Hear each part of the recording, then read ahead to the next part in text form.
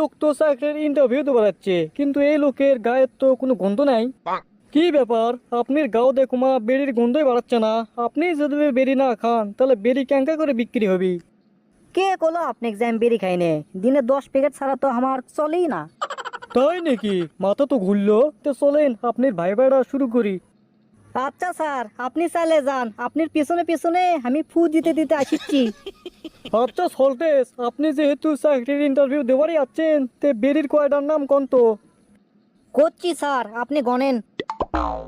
গ্রামীণ বাংলা, আজি, শরীফ, হারাগাছা, মায়া, কিসমো, ঢাকা, মণিবেরি, কিশিবিরি, আবুলবেরি।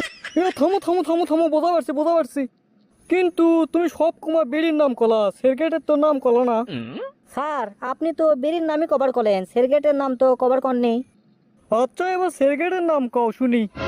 ডারবি সিনার গোল। লোক তো চাকরির ইন্টারভিউ দেওয়া যাচ্ছে, কিন্তু এই লোকের গায়ের তো কোনো গন্ধ নাই।